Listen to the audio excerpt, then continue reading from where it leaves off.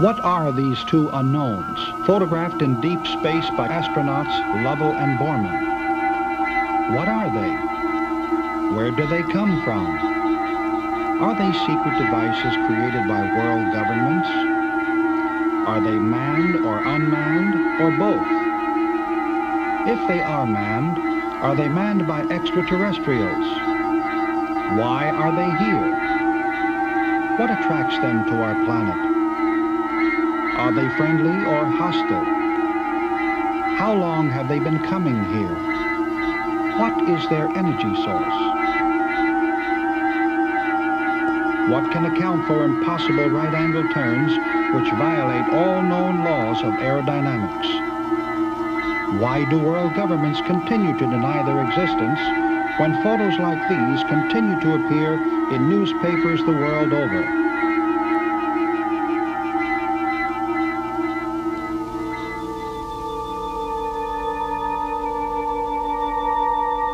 I've had 315 transmissions, none of them personal. Helpful messages of different kind are given. The voice of Dr. George King, president of the Etheria Society. There is not one single important question facing the world today that has not been answered by the space people in that 315 message transmission.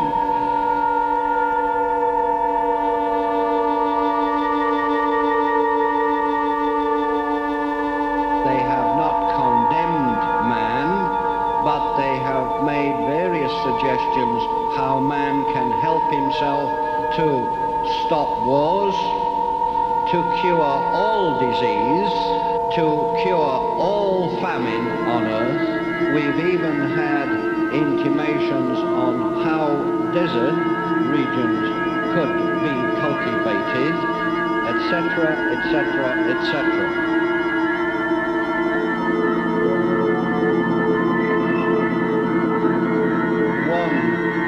Person I met was tall, round about 7 foot. He had 2 eyes, nose, mouth, 2 legs. Skin was a cinnamon color, as though that skin had been tanned by exposure to long or even shortwave ultraviolet light radiation. This Earth, indeed this solar system, has been invaded several times in the past 20 years. Those invasion attempts were aborted because the 5 adepts, as we call them, fought on your behalf. You would have been utterly, abstractly powerless against the forces which did not have your interest at heart. Recorded April 1978 at the Shrine Exhibition Hall in Los Angeles, California.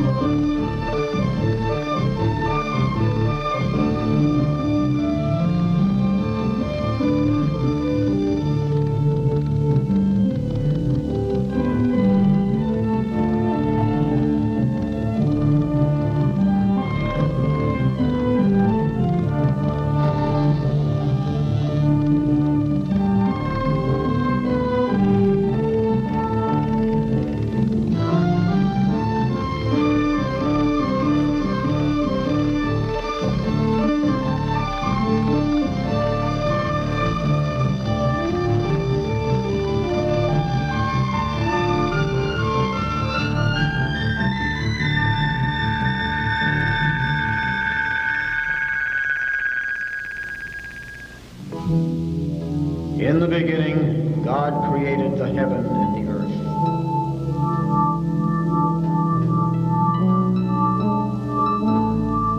And the earth was without form and void, and darkness was upon the face of the deep. And the Spirit of God moved upon the face of the waters.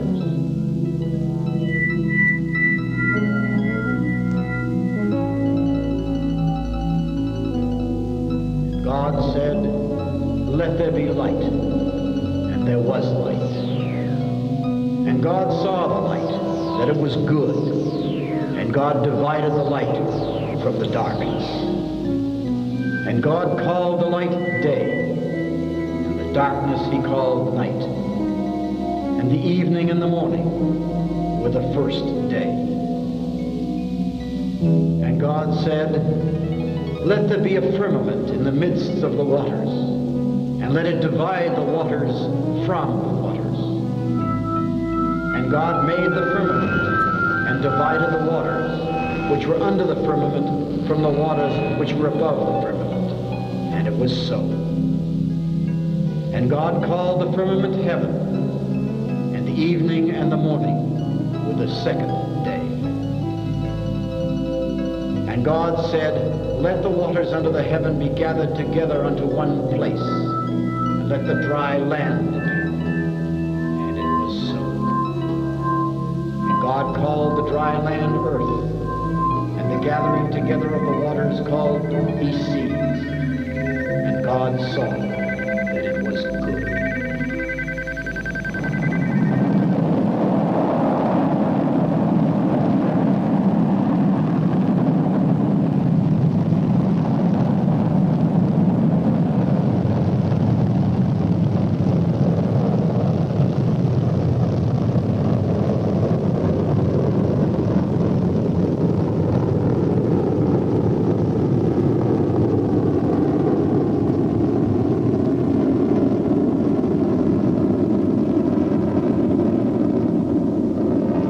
July 20, 1969, Apollo 11. Astronauts Neil Armstrong and Buzz Aldrin lift off on man's first attempt to land on the moon.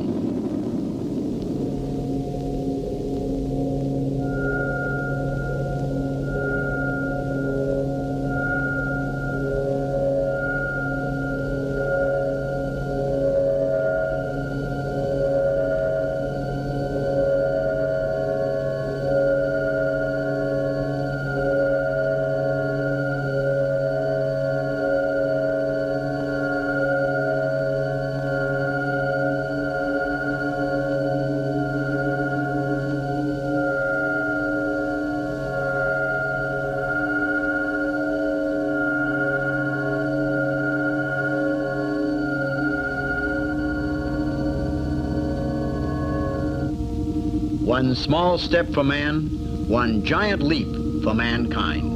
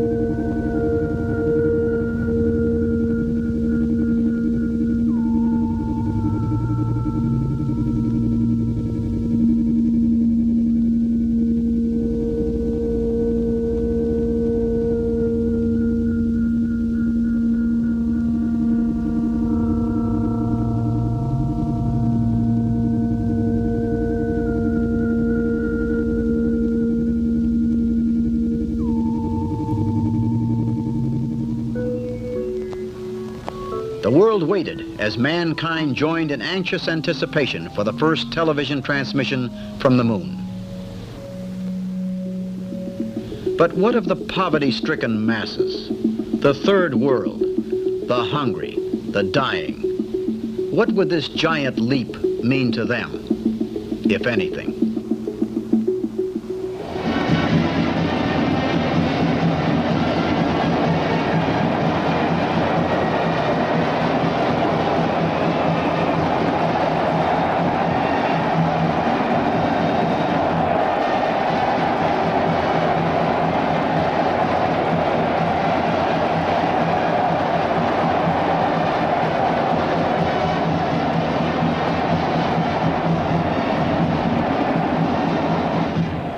Dr. Frank Stranges, director for 14 years of the National Investigations Committee on UFOs. New sciences and industries appear as man probes further and further.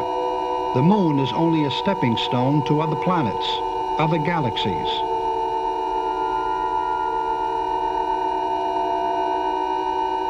The government is pushing to gather UFO data, confirms Apollo astronaut Edgar Mitchell, who landed on the moon in 1971.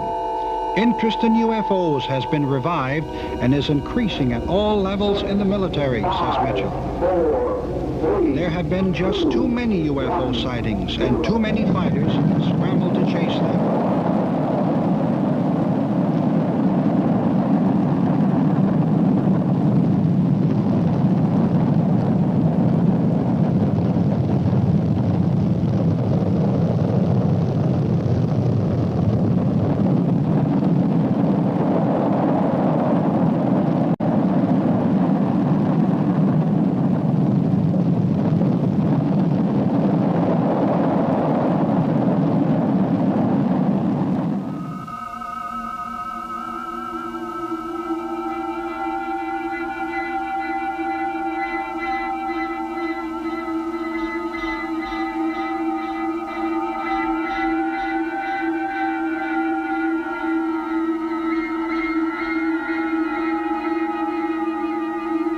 Drawing boards are jammed with renderings of spacecraft with new energy sources, from atomic power to solar propulsion, designed to travel in space for years.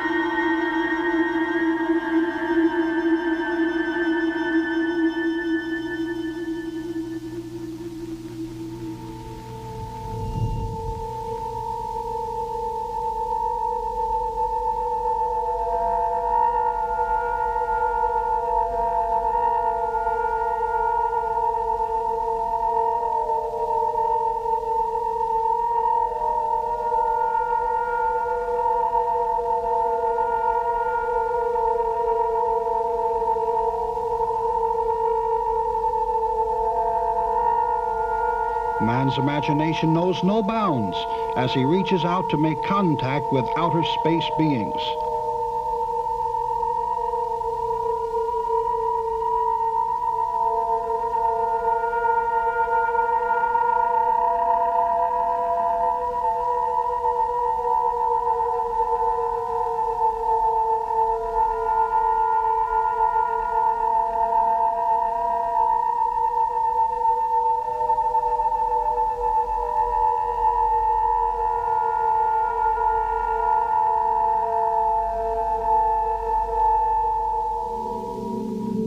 But man must also prepare himself physically and mentally. He must devise protective clothing against hostile space environments.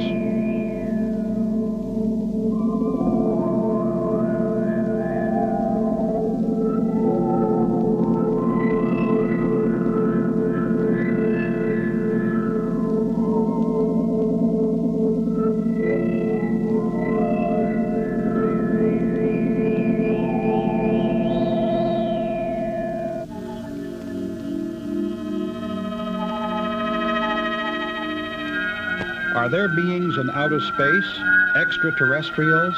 Do they communicate from planet to planet, from spacecraft to spacecraft?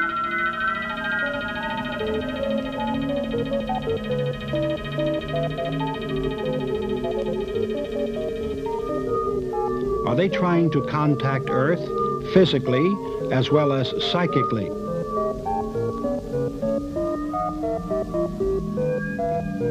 Man listens, scanning the depths of space in search of decipherable sounds which he can in turn translate into meaningful messages.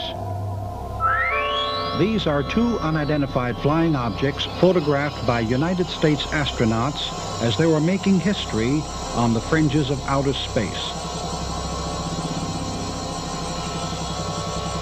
These are two elongated UFOs that were photographed trailing U.S. astronauts on their way to the moon.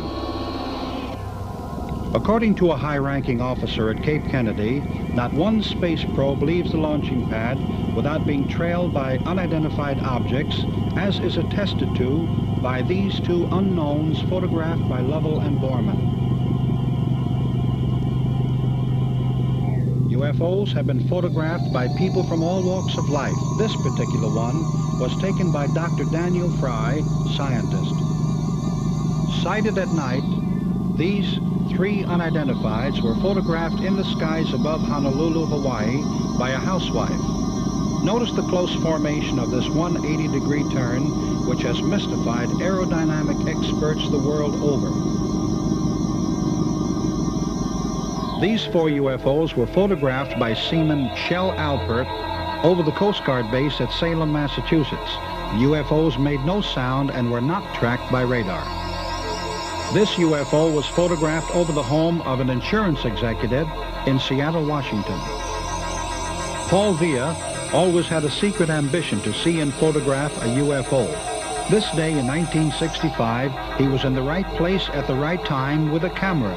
According to the experts, Paul photographed an instrument package or space probe, very similar to the probes that have been launched from Cape Kennedy to the Moon, Mars, and Venus. According to Paul, the space probe made no sound, nor did it land. This UFO was photographed by a surgeon in Adelaide, New South Wales. This is the first UFO of this type ever photographed in Australia. It was taken in 1962. This is a blow-up of this most unusual top-shaped object. Notice the metallic color. This cigar-shaped UFO was photographed above a small park in the Glendale section of New York in 1967, which was a peak year for UFO sightings in the United States. There are rare occasions when UFOs are photographed in formation. These five unknowns were seen on the outskirts of London, England. Among many witnesses present were three Royal Air Force pilots.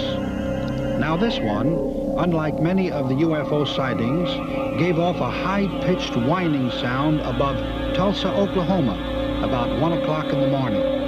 Many witnesses were frightened, and some petrified with their mouths open. As it departed, the whine changed to a high screeching pitch, sending dogs scurrying for cover.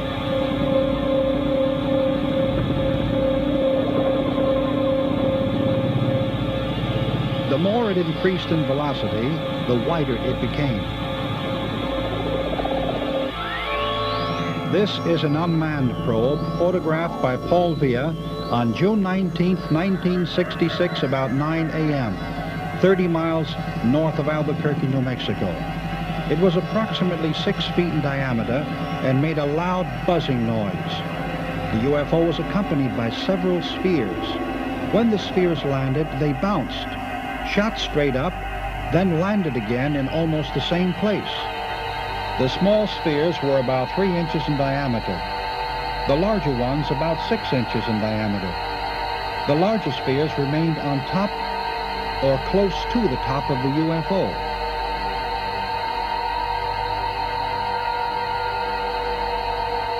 The rod on top of the dome is an optical device incorporating a combination of prisms and lenses. The 3 legs telescoped open as the craft approached the ground.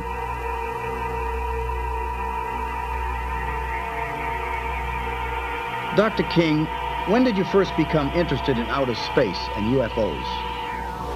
It was in 1954, and it took me by surprise, actually.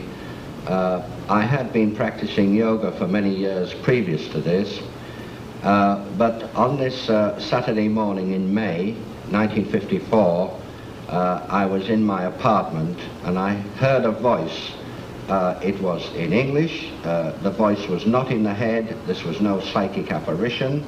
The voice was outside of myself, and it said, "Prepare yourself, you are to become the voice of interplanetary parliament." Well, I had no idea what that meant. I knew nothing about UFOs. In those days, I had not studied them, but I had studied yoga. And I'd studied yoga long enough to realize that this was very important. And it was 8 days after this first event that I decided that the only way that I could solve this mystery, because nobody else could help me, and I tried many people, was to go into meditation myself. So I locked myself in the room, fully determined to stay there until I got some answer. Well, I didn't have to stay very long, because a man, physical, who I did recognize, he was alive in India at the time, a well-known yogi master. He walked into the room without me having to open the door, by the way. He walked across the floor and sat down in the chair, which creaked under his weight, and he told me about the previous contact I'd had, voice contact, and he gave me certain instructions. For instance, he said that you will receive an invitation from a yoga teacher in London, and you should attend his classes and so on. I have had some physical contacts as well as mental contacts. Very briefly, the mental contacts are quite unusual in a way that I precipitate a yogic samadhic condition in order to gain mental rapport with higher intelligences. But I've had also some physical contacts, and I'd like to talk about one in particular. On July the 10th, 1958, I was ordered by the Master Aetherius to present myself in North Devonshire, England, which is in the south of England. And I went there, and I was told that I must carry no metal on the body at all. So I parked the car in a certain place after I'd received further instructions, and I proceeded to a place called Stony Cross, which is overlooking a village called Coombe Martin in Devonshire. And it was at night time, 10:30 at night. I was first contacted by a being from the planet Mars. Now, this man was invisible to me, except that he did cast a shadow in the moonlight, and his shadow was very, very much larger than mine. He said to go back to the place where we met, and I would see a gap in a wall, and I had to go through that gap and climb up to a hill. And I did indeed climb to a hill, which later I found out to be Holston Down. Now, I was given instructions to go onto this hill and pray for world peace. Timothy Shanks, UFO researcher from San Diego, California. My research indicates to me that UFOs are physical types, there are psychic types, and there are biological types. It's a very serious subject around the world now. Who across the world are studying the UFOs? From the United States, we have Brad Steiger, John Keel. From France, we have, I'm not sure he's from France, Jacques Vallée, Professor Hynek, Brinsley Laporte Trench. I consider the work of the late Dr. Wilhelm Reich to be very important. A man named Meade Lane. One person from religion with a religious background, Gordon Melton, is doing some interesting work. In Europe, they are taking it a lot more seriously than here. The Netherlands, Brazil is also, England is experiencing a lot of sightings. All over the world, yes, Japan is interested. The USSR is very much interested. Venezuela, Argentina, Mexico, Brazil, Norway, Sweden, the Philippines, Chile, France, and Grenada. All of these people do officially state that flying saucers do exist, and some of them go even further and say they believe that they come from other worlds. A country that does not believe in the existence of UFOs is a country of deep sleepers. For instance, America, Russia, and England have studied UFOs for a number of years, and I think they have amassed sufficient information to know of their existence. But you see, they will not officially admit that they know of the existence of unidentified flying objects. But how long have these UFOs been coming to Earth, and why to certain places? What have Palenque, Tiahuanaca, and Stonehenge to do with these sightings? Stonehenge has been attributed to the Druids by some historians. But is this fact? How were these huge monoliths erected? Can we attribute places like these to extraterrestrials? As you check back into history, you have to remember that references to objects in the sky were not referred to as UFOs. They were described as whatever the person was viewing, whether it was a cloud or a flying boat, as North American Indians would describe some of these things, or a luminescent pearl. So you have to study the language and study the account itself. But all world cultures refer to various unusual objects in the sky throughout the course of recorded history. The modern era began in 1947 with the Air Force beginning its study and a tremendous number of UFO reports. Early reports of objects came in 1896, 1909 from different parts of the world. Many people believe in UFOs and that extraterrestrials are coming to Earth. Some are convinced that they are now living among us. The whole town of Kerman, California, conspired to keep the May 13, 1978 occurrence a secret to preserve their privacy. However, word leaked out and made headlines.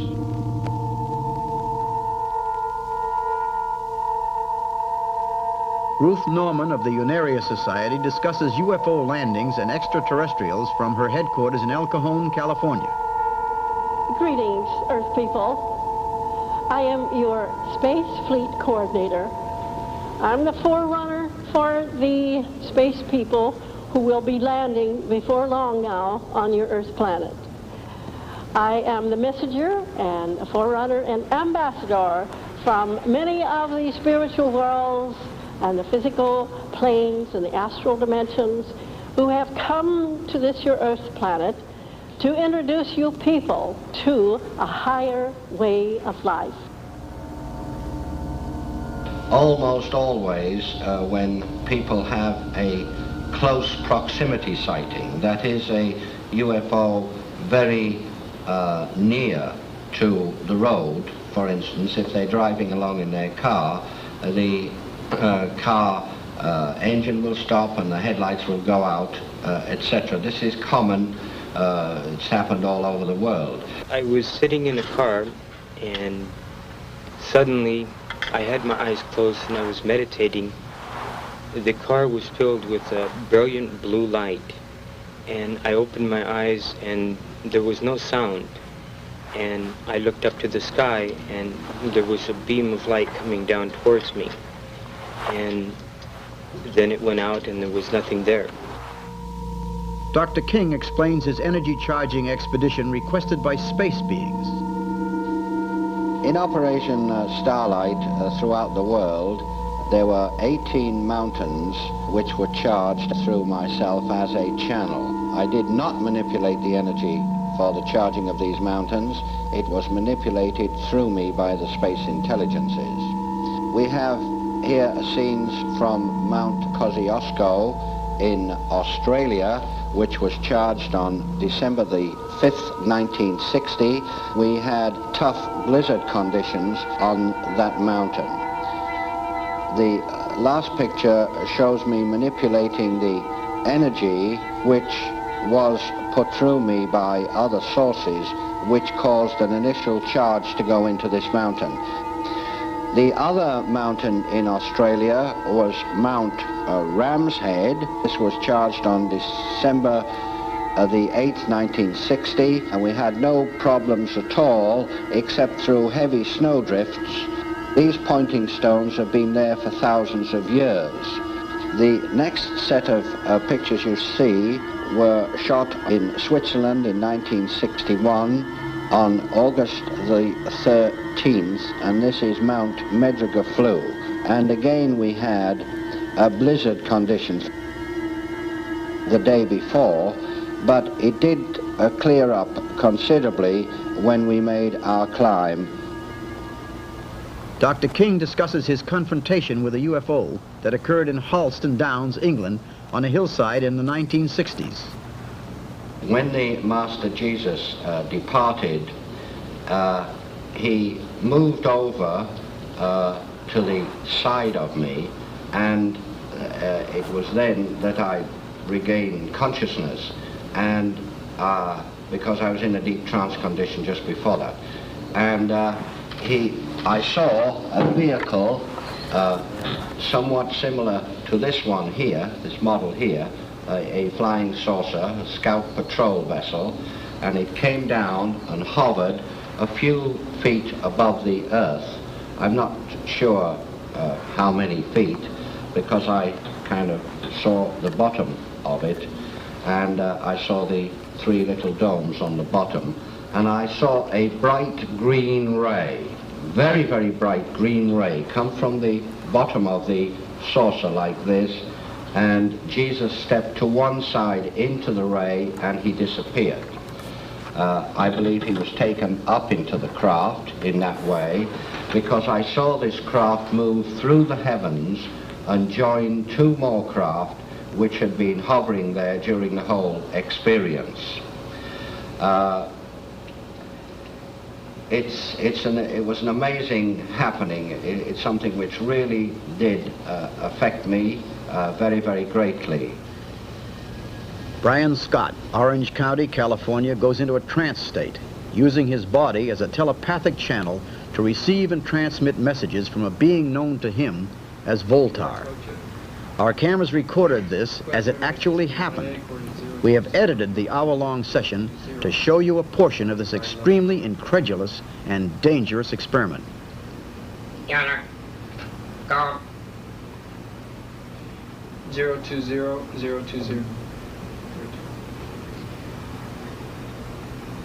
We understand that the probe wishes to impart information at this time. We are willing to receive this information now.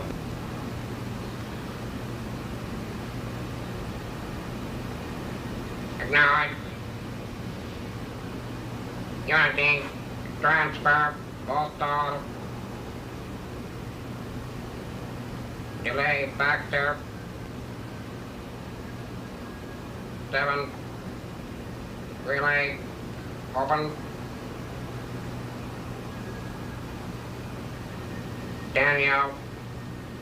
Physical. Energy. Displaced. Unity. Of the council.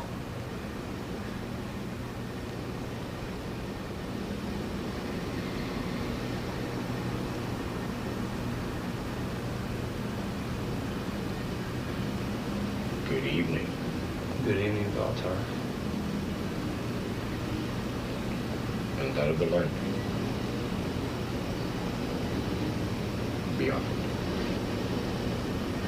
And to you in return. It was good to talk to you again. It is that, and of the play of life, that today, what is now, is within that knowledge. Our involvement, and that of your planet, since that of the days of Tiawanatha, and yet, but to manifest in but a few. It has been again a pleasure to share your presence. We ask the return of Brian and the amplification of all systems against secondary world interference. And thank you again for sharing this communication with us.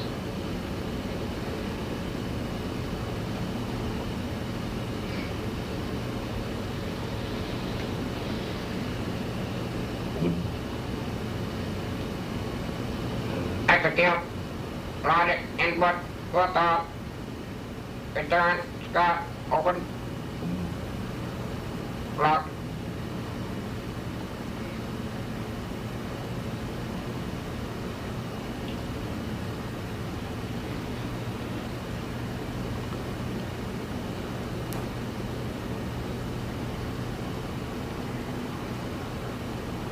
That was my purpose. Upon that of the world yet to be. It is now. Yeah? Yes, Brian. That's the time is talking right. Yes, it was very strong. Are you speaking from there now? As the eyes are rolled back. It is now that of their life. There is much sorrow. Danielle's decision has upset many people.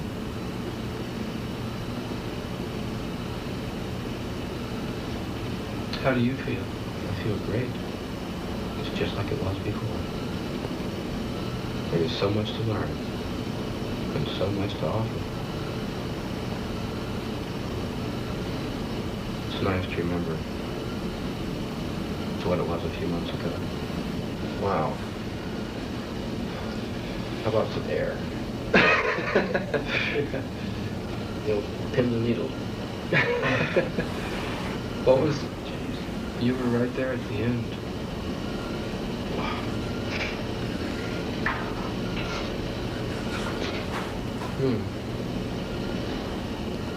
You know, different. Was that the part of you that's on their world, or was that, what was that?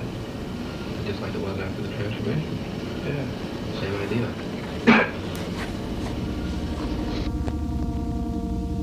These Carillion Polaroid exposures were taken of Brian Scott before entering the trance state by Dr. Elan Neve.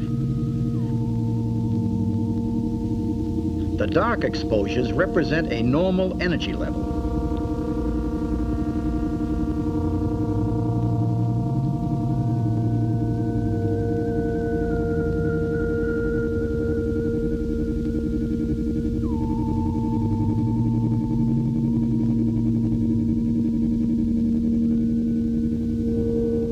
The light-colored photos that were taken while Brian was in trance are considered rare and unexplainable.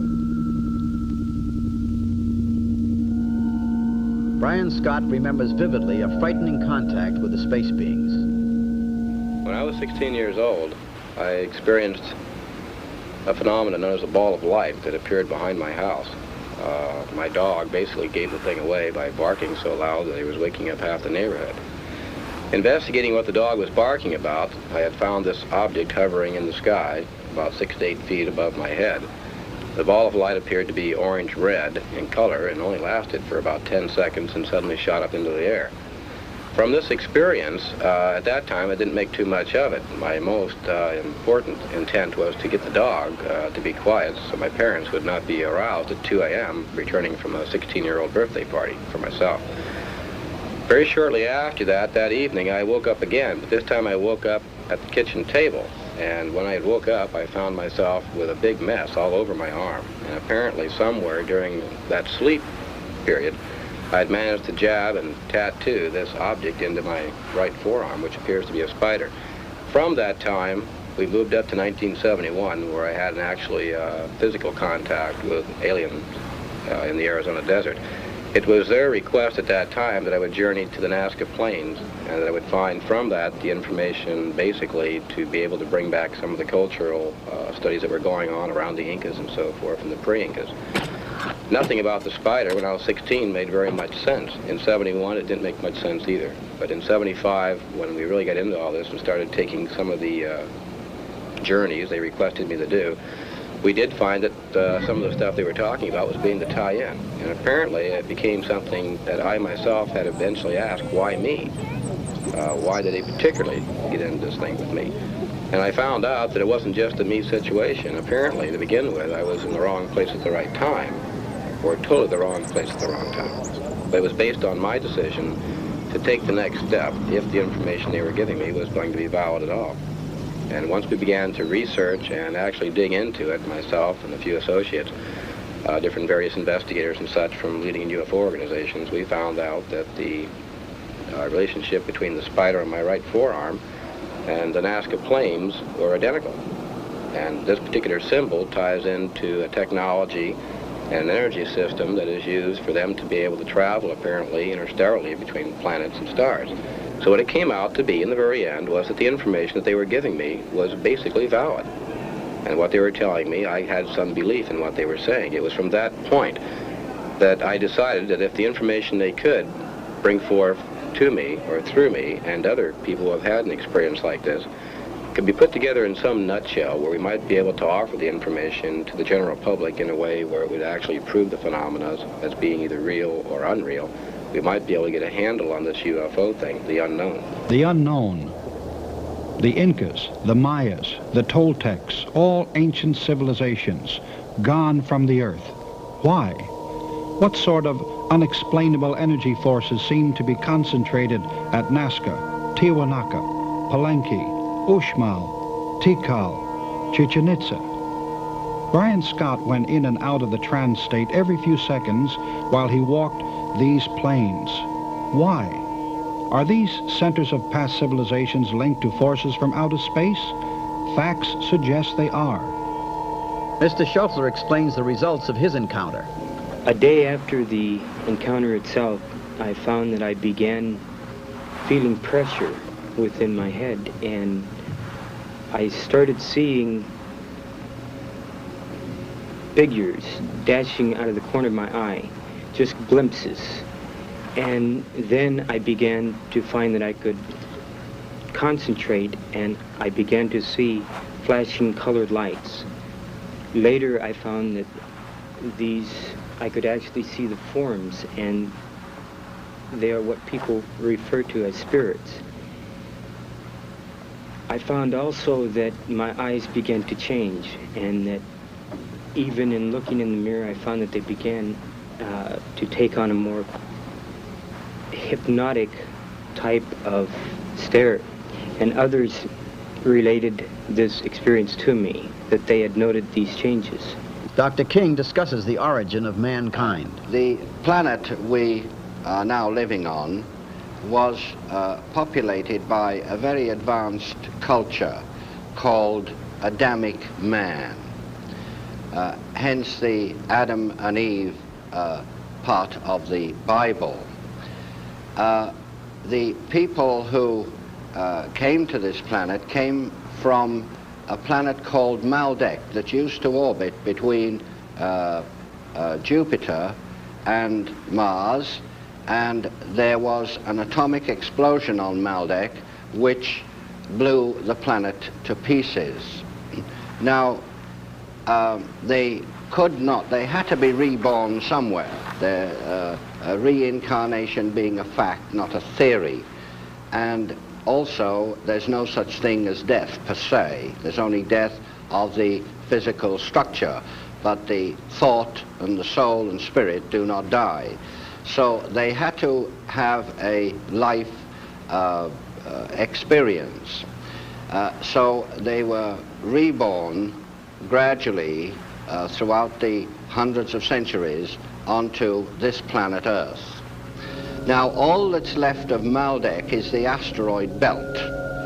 And it's a very interesting thing to note that just lately scientists have discovered pieces of meteors which they know come from the asteroid belt, and some of these meteors contain elements, minerals in the exact amount as found in the human body, and these minerals are petrified into the rock pieces, which prove that ancient man, before he came to this planet, had a similar physical structure to what he has today. These unidentifieds, photographed in various parts of the world, are being monitored by many governments. who only secretly will attest to their existence. The theory is that to reveal the fact that governments are fully aware of UFOs and the revelation of their files would panic the public. And secondly, would cause chaos to the economy of the world. However, these are actual filmic records taken mostly by accident by people from all walks of life and in many different locations.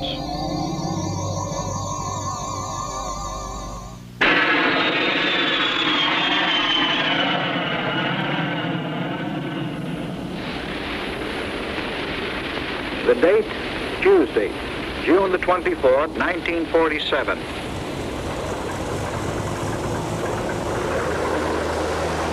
Pilot Kenneth Arnold, a deputy federal United States Marshal, took off on what he thought was to be a routine flight over the mountainous country near Mount Rainier.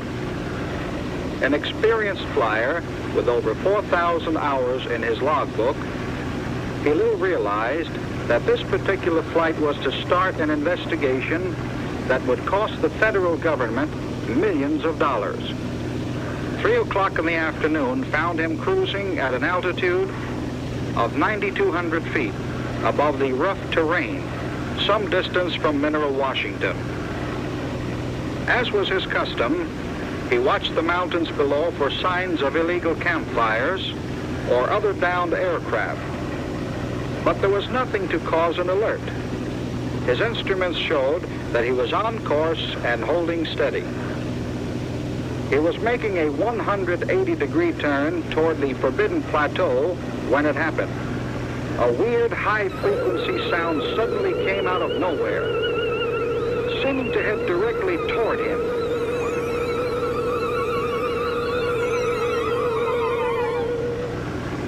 Arnold banked his plane sharply, thinking he was buzzed by some new type of jet fighter. Leveling off, he tried to sight the offending jet and perhaps get a number or description to report the incident. A mid-air collision over these rugged mountains meant little chance of survival.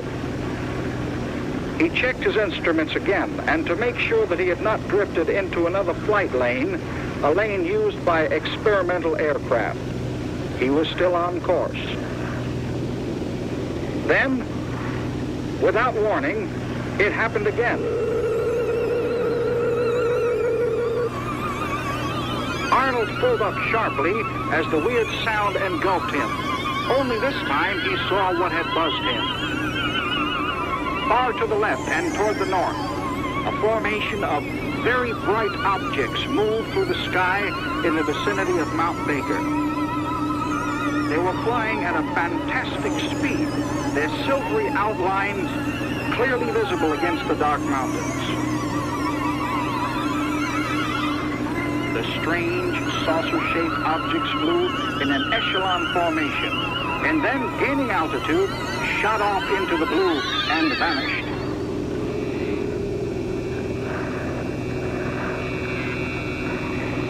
Would he be a crackpot if he reported the sighting? Would he be laughed at by his superiors? But what he saw was real. There was no doubt whatever in his mind. He decided to risk ridicule by making a complete report upon his return to the home base. This report, the first recognized sighting of an unidentified flying object, created a furor. Pilot Kenneth Arnold said that the silvery objects looked like flying saucers. The name made headlines throughout the civilized world. Arnold may not be remembered, but his coined phrase, flying saucers, will never be forgotten. My first encounter was in October 1958 with what I claimed to be an extraterrestrial being that I've since found out comes from the planet we call Saturn in our solar system. Robert Short, UFO investigator. It was, to me at the time, a very frightening experience. The being said to me, "We have come down to make an adjustment in the power of our craft. We will see you at a future time." And I thought, what criteria do I have to understand it? And it wasn't until several years later, in fact, after another individual had another experience with the same individual, that I began to understand that my work, as of from that time, would be through the auspices of the solar government on Saturn in this system. And all message work that I do or channeling that I do would be through their auspices, through the subspace radio network in this system. Ruth Norman tells of Earth landings from various planets. There will be many planets, 32 different planets in number. They are all physical planets, some within the solar system and some outside. 32 in number. And they will all land simultaneously on the Earth world. About 3.5 years ago, I was inspired, prompted by my space brothers to purchase some property about 40 miles north of San Diego. It's near Yamul. It's 67 acres for the spacecraft landing. Now, just one craft will land there, and we will have the other 32 craft to land at various points on the globe. Mr. Arman recounts his first experience with UFOs.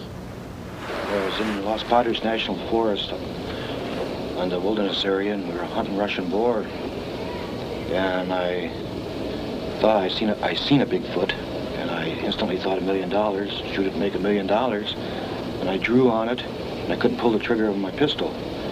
And I tried for 5 minutes. While it watched me, I put the pistol back in my pocket and took off running. I was scared to death. And I went back to my friend. I told him about it, and he says, well, you must have been hallucinating. I said, okay, I was. And that night we were in the tent playing cards, and we just finished a hand, and he was looking out the tent, and he says, he turns to me, he says, Norman, look at the funny lights up on the mountain. The mountain's about 3/4 of a mile away. 3 of them, and they got larger and larger. And then I jumped up and stood in front of the tent door, and a blue one flashed across the side of the mountain. Another one came over the top and lit up about 3 acres. And I turned to him, I says, Joe, did you see that? And he had his head covered up. And I went to shake him. And he says, I'm asleep, leave me alone, leave me alone. And just then our campsite lit up as bright as day, and we blanked out. Thomas Miller on UFO propulsion systems. They do fly interstellarly. However, they do not fly in the same manner that the rocket ships fly or blast off from Earth as we know it.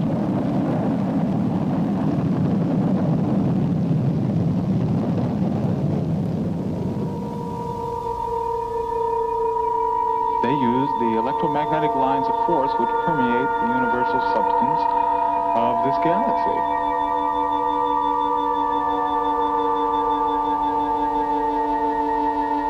The brothers on the other planets have evolved much more rapidly than the people on the Earth, and the ones that we have contacted have transmitted their messages to Earth, and they have given us pertinent information of instrumentations which they will help us build and construct when they do make physical contact, such as an energy device which will use the natural oscillation of atom structures themselves. We will be taught how to arrange the vibrancy of the atoms to extract natural energy emanations from the very atom substances and siphon them off into power stations. And it will be a free type of energy. Mr. Schaffler reveals more about his encounters and how it affected his mind. Well, I found that I not only could see spirits, but I began to see buildings where I knew there were no buildings. I could see birds in the sky, just patterns of energy. I saw auras off of chairs, off of houses, off of literally everything I saw at nighttime, just before sleep or while I was in a sound sleep, that I would be woken up and I could hear as though someone was talking to me, as clear as if you were talking to me now, telling me that I should go to these different places for different experiences.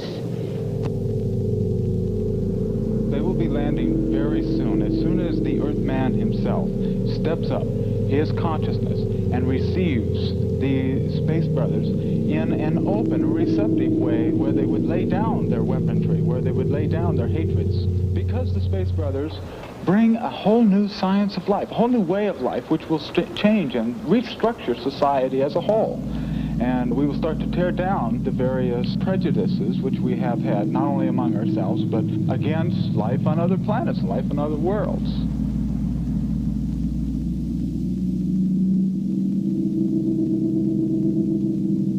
Dr. Stranges, you have been involved with UFO investigations for over 30 years.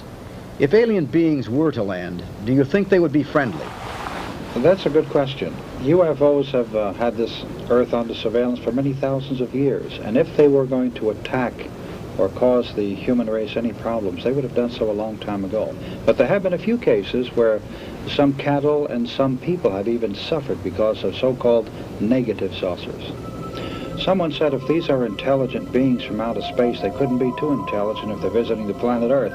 But on the other hand, I believe that we have been a source of, shall we say, potential threat, because as one scientist put it, we can take and set the atmosphere on fire with hydrogen devices, and this could cause the planet Earth to be completely destroyed by fire, and in so doing, it could disturb the other planets in our solar system. All the people in this solar system are friendly disposed towards Earth, and they are very, very advanced people, but there are other people in other parts of, well, not only this galaxy, but galaxies beyond this that have not been friendly. In fact, the solar system has been attacked by outside forces in the last few years, and in order to repel these forces, there was something which we might call a galactic war. This did happen, and I have very detailed reports in the Aetherius Society library, which we maintain is the largest in the world of its kind, actually describing some of the action which took place during this galactic war. Dr. George King in Los Angeles, 1978. There are at least 3 people from another planet living on Earth today.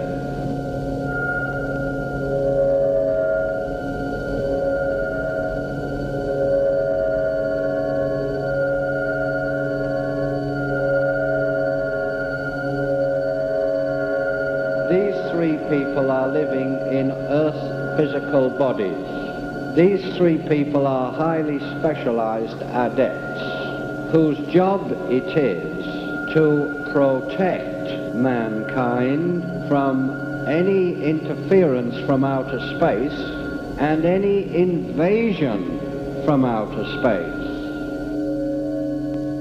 The predominant UFO seems to be saucer-shaped, as attested to by this picture taken by Paul Villa. You are witnessing a most amazing UFO film. It was viewed by the United Nations Outer Space Affairs Committee, the Congressional Hearing Committee on UFOs, and by the government-sponsored UFO investigation conducted at the University of Colorado, where the film was also viewed by the late Dr. Werner von Braun. This 16mm film was shot by Dr. Daniel Fry, a fully qualified scientist, and has been judged as a most valuable contribution to UFO authenticity. Experts have concluded that UFOs may have different planetary origins. If space beings exist, and they do travel in these space vehicles, there is nothing to prevent them from inhabiting various areas on this planet. Our egos would have to be enormous to think that we are the only intelligent beings in the universe.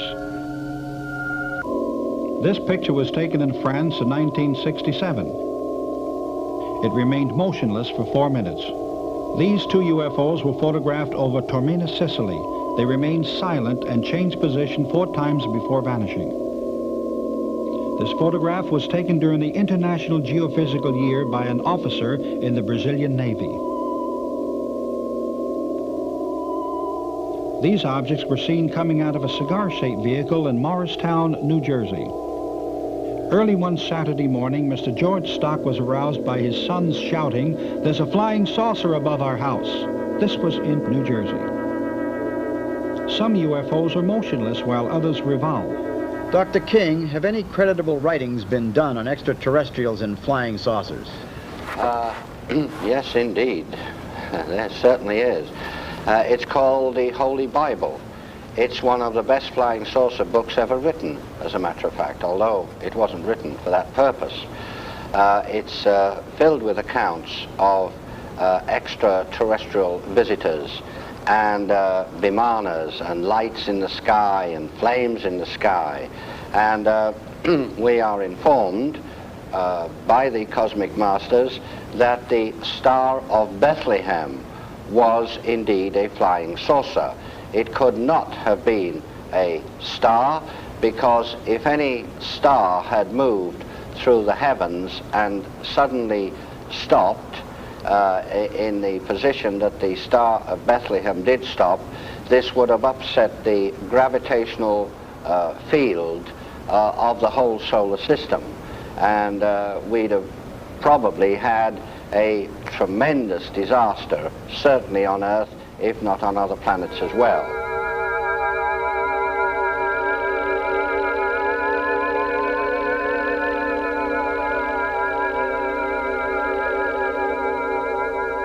The biggest change was that this compelling drive within to travel and go to these different places. I found myself going to Orcas Island in Washington, Key West in Florida, Palenque and Chichen Itza on the Yucatan, Teotihuacan in Mexico City. And each of these places I met beings, and I say beings because they would come up to me and know who I was, not by name, but why I was there, and they had similar purposes. And we could relate, and it was as though we were contacting and joining forces and relating to each other our own experiences, and each of us had a different piece of the puzzle.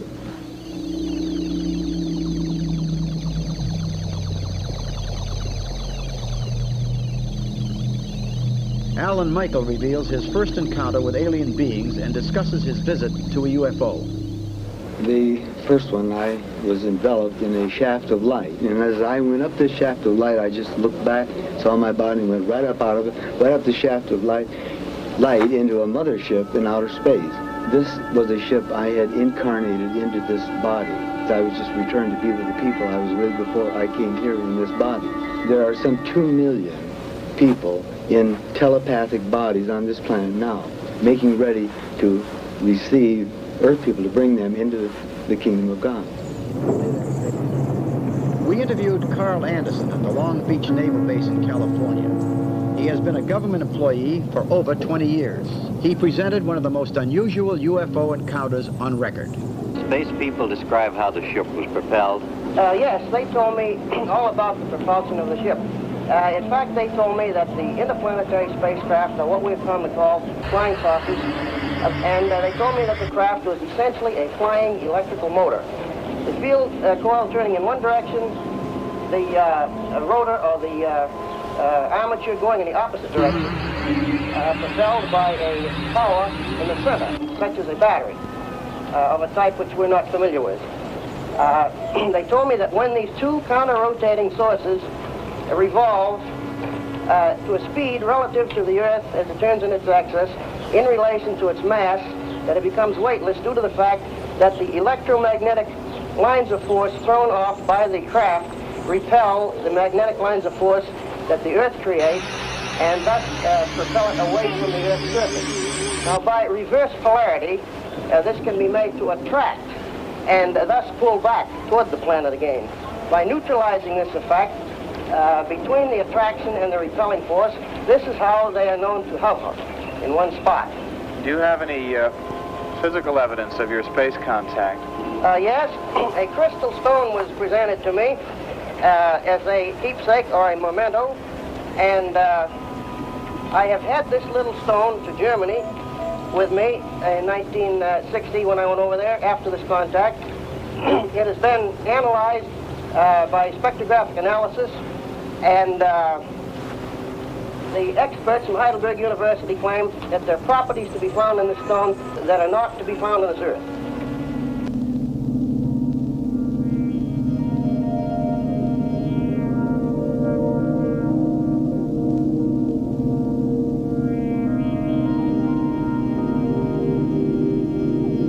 Since man's first giant leap into space, countless industries have led the way into yet unexplored fields of aerospace sciences and space medicine. New techniques have kept pace with inventions as man seeks methods to develop machines capable of carrying humans into the far reaches of space.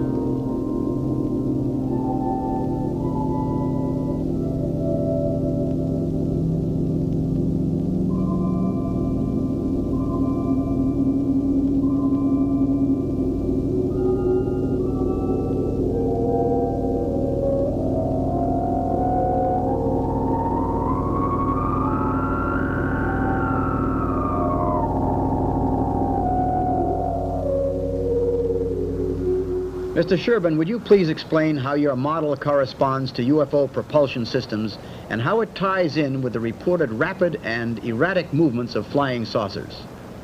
Yes, this model relates to flying saucers in three ways.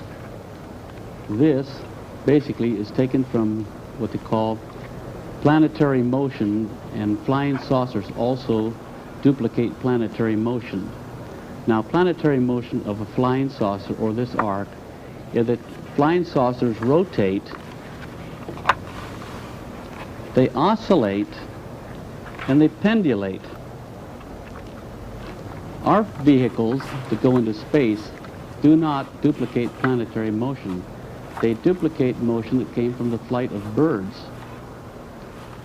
One would be linear, and the other is a cyclical geometry. This has to do with the rotation of the Earth. This is a daily cycle. Its orbit around the sun is a yearly cycle, and what they call the roll is a season or reverses of precession. And this duplicates flying saucers and also upsets our concept of gravitational forces, because this is a pendulous force that overcomes what we consider inertial force and reverses rotation in violation of our laws of motion. And science cannot explain this because science has never proven its laws of motion. And this is a definite violation of the laws. How does this apply to Einstein's theory of relativity? Einstein's general theory of relativity is not really true. This is a model of relativity. It's of cyclical relativity, and I have a physical model. Einstein's special relativity is based upon the equivalence of gravitational and inertia mass. Both inertia and gravitational forces have never been proven by physical experiment. Einstein merely had an idealized experiment where the experiment is imagined and the results are imagined. He has no foundation whatsoever for his relativity. This does have a foundation for relativity in that you have the rotation of the Earth, you have the pitching, which is its orbit around the sun, and precession, which is our reference in the galactical system. So here you have a celestial frame of reference, and Einstein has nothing at all whatsoever. And here you have gravitational forces here, which will overcome what they call inertial forces, which definitely disproves Einstein's general relativity.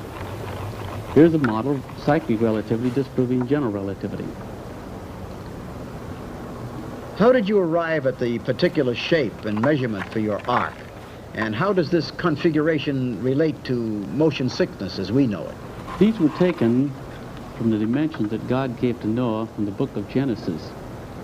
It states an arc, and Moses was placed in an ark of bulrushes. It gives the length, the width, the height, and the camber. Thou shalt finish at the cubit above.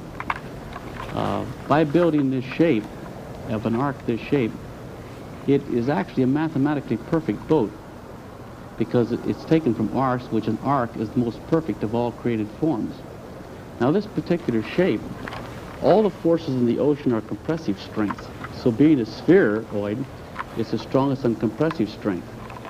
It's the strongest on both cantilever and truss stresses. And this boat does not broach to. It quarters lines of force. But one of the most remarkable things about it is that there is no motion sickness. And this is what happens. What gets you motion sickness is the liquid in your ear slopping back and forth. Now, this has what I call double pendulum stability. This is like a compass being placed in quadrants. So when this is in the ocean can move around it, and the boat will always remain perfectly stable, where any other type of boat will broach to in the seas and start rolling and get you sick. So this boat, if you're going to put a large amount of passengers in it to withstand the storm, this is the shape that I would use. And it would also be a perfect survival craft in the form of kayak today. Say we had an atomic blast and you had to get out of the cities, this is the shape I would use. And since it also duplicates the planetary motion of flying saucers, and there's no motion sickness, they must be able to transport themselves through space and just make any type of move they want, but they would feel no motion whatsoever inside. But they must be highly advanced on this type of geometry.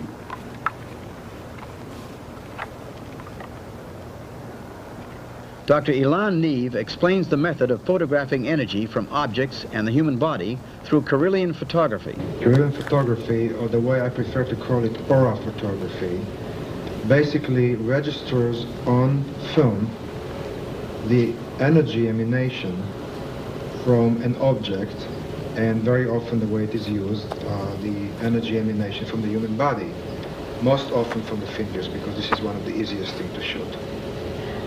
May I ask exactly how you interpret the colors that you get from these fantastic photographs you take?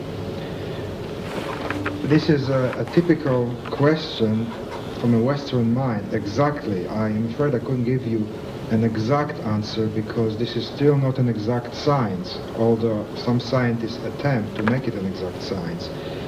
Colors can be interpreted in different ways depending on the person, depending on the interpreter, and depending on the intensity and the quality of the color.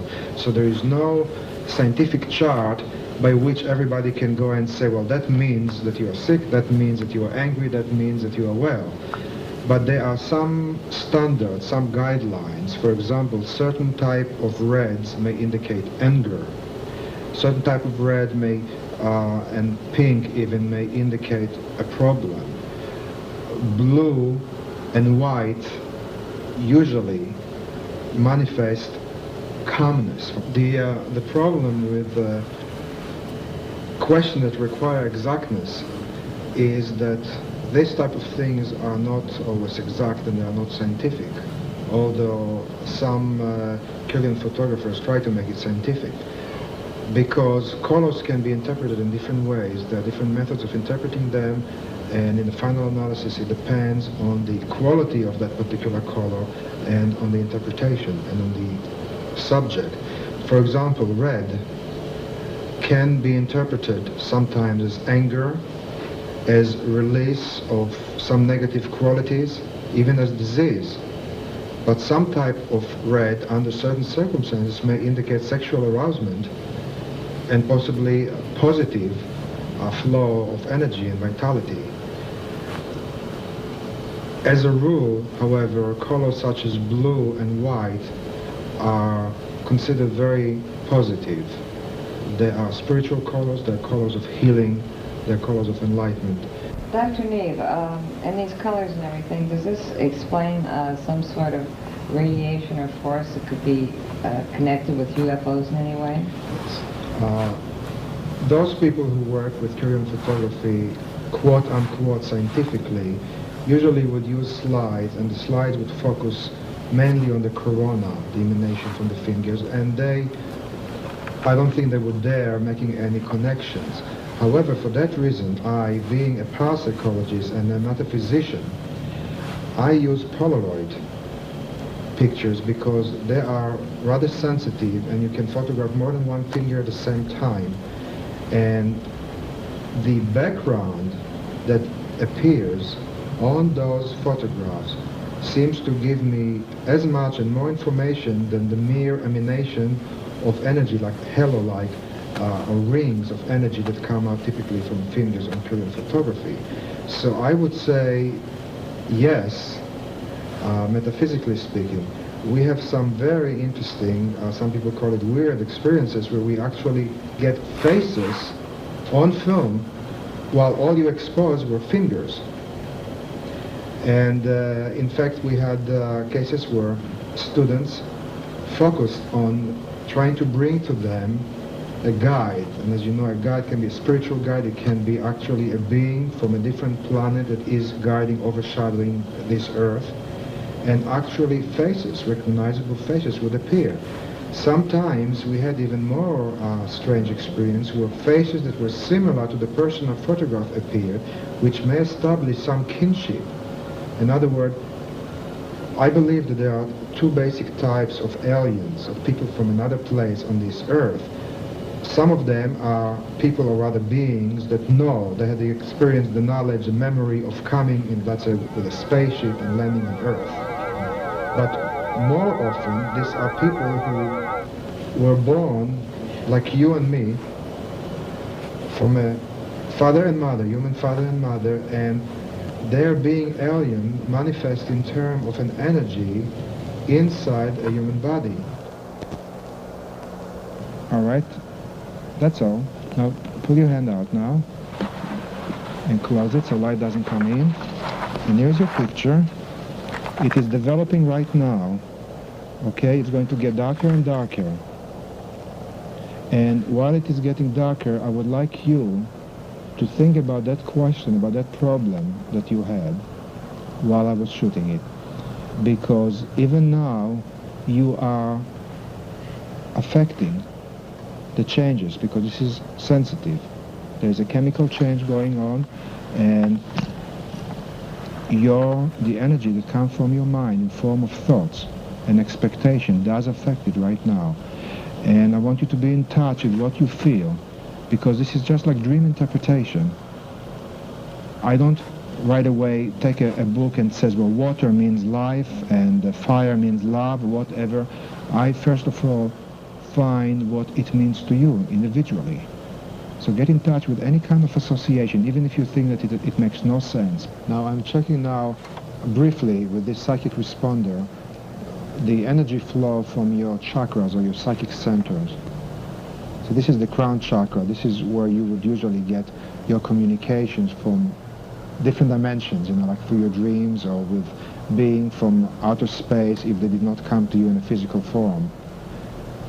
Now, think right now for a moment about the problem that you were thinking about before. Now, immediately it will start changing into negative. You see, now think again, think now about the positive, about the solution of this problem.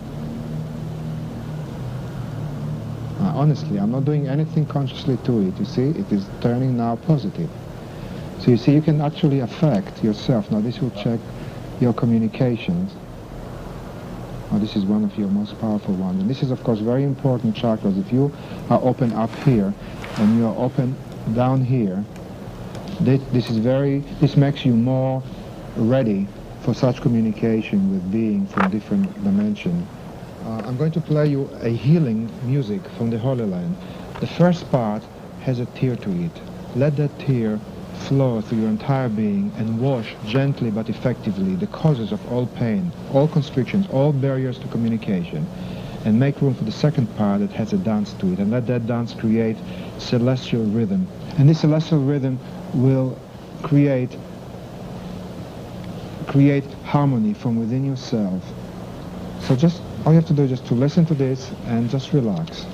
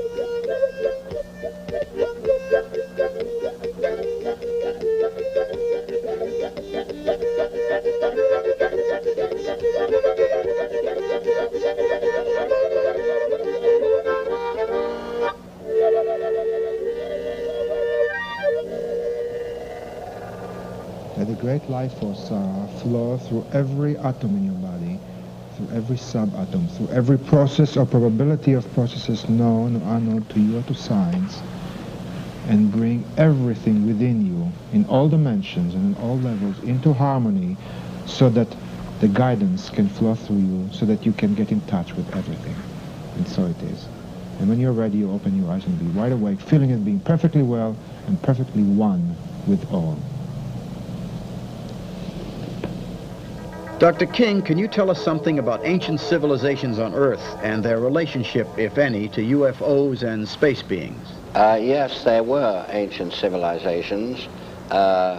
In chronological order, Lemuria came first, and some people believe that this was mainly where the Pacific Ocean is now, and mankind reached quite a high stage of evolution in Lemuria, so high in fact that he discovered how to split the atom, and of course mankind being what he is, a very warlike creature, well, the result was the destruction of Lemuria. And also the Earth at that time did flip a few degrees on its axis. Later on we had another civilization built up again from the atomic ruins of the last, and that was Atlantis. Now, it's interesting thing about Atlantis is this, that at one time science can prove that the whole of Europe was covered with deep snow and ice, and some catastrophe happened very quickly which altered the course of the Gulf Stream so that it flowed nearer to the coast of Europe and up through and actually near the tip of the north of Scotland. Some people believe that this was a part of the continent of Atlantis going down. Two of the most ancient books on earth are now translated from the Sanskrit into English, and they do talk about Vimanas, which were flying machines, and they do talk about two atomic weapons that were used. One, the Brahma weapon, and the other called Indra's dart.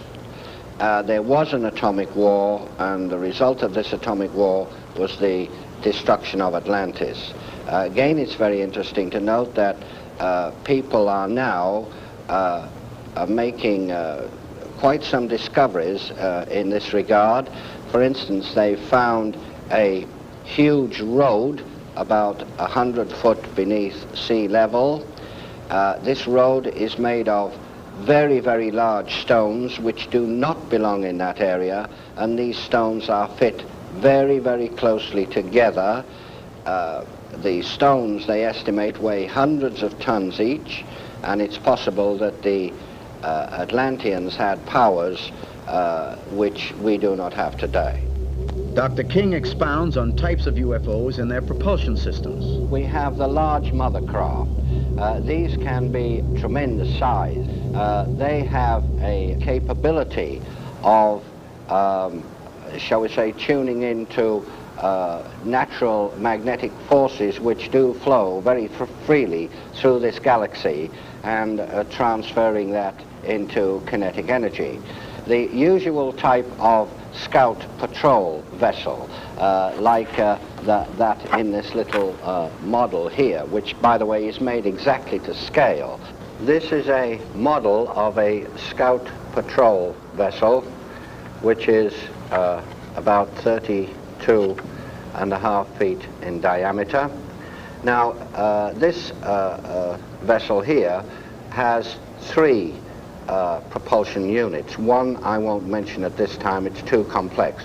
The other, again, it's capable of tuning into the natural flow of forces throughout the universe. But the third one is very interesting. As these vehicles operate for the most part quite near to a planetary mass, such as Earth or another planet, they're able to reverse the flow of gravity. The space people know, by the way, that gravity has two poles, rather like a magnet. A magnet has a north and a south pole. Gravity has a positive and negative pole, and they're able to reverse the flow of this gravity so that a planetary mass can repel the vehicle or attract it. This is often the reason why some scout patrol vessels fly in a rather, shall we say, erratic manner. This is an artist's impression of the third satellite. On the top there is a huge crystalline dome for collecting the sun's energies. At the bottom there's a power matrix for transmitting the sun's energies after they have been conditioned by the enormous crystals within the craft. This next drawing gives you a rough idea of the position of the third satellite. You see the impression of the sun, the energies being collected by the dome at the top and transmitted to Earth through the power matrix at the bottom. Dr. King explains the universe's dependence on the sun, not only for energy, but for its material existence. All life in this solar system, and we are told in other solar systems too, is dependent upon either this sun or their respective suns, whichever it might be. You know, the sun is very, very important indeed to us, far, far more important than people realize. The master Aetherius has made this statement, which science will not understand for the next 1,000 years, but he has said, talking about the physical aspects of man, you are all solidified sunlight.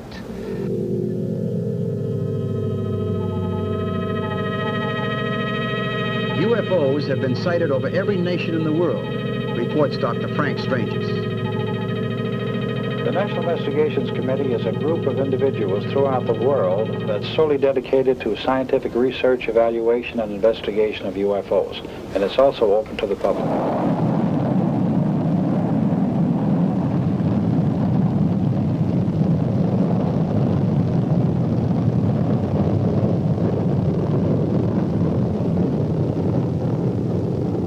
I would say in my 32 or 33 years of UFO investigation, I have found definite evidence of a conspiracy. When we speak of the word conspiracy, it's a group of individuals who gather together with a prime purpose of either doing good or evil to a subject or another.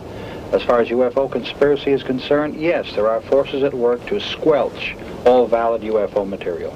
The United Nations has gone on record as saying that they would favor open hearings, open investigation, but the first nation to object was the United States, and this is rather comical. However, the United States Air Force still contends that UFOs do not pose any threat against the security of the United States, nor does it represent any more advanced technology other than we can meet.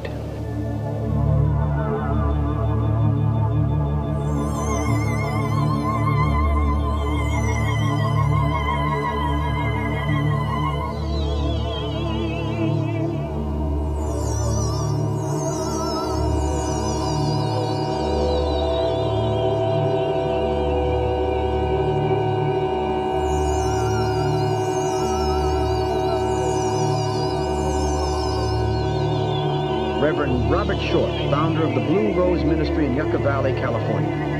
I believe that they want us to understand that basically, coming right down to it, we really are one race of people, united under one supreme being or created life they call ageless life, Almighty God, Father of lights. And that we, as the children of the Supreme Creator, have our decisions to make insofar as trying, if we can, to put forth the willingness to achieve peace in our time, rather than bringing us to the brink of what we call an Armageddon. And so far as I know now, the peace efforts, even though continue to be tried, is like the old axiom, when they cry peace and safety, there will be none. We are headed for the final countdown, unfortunately.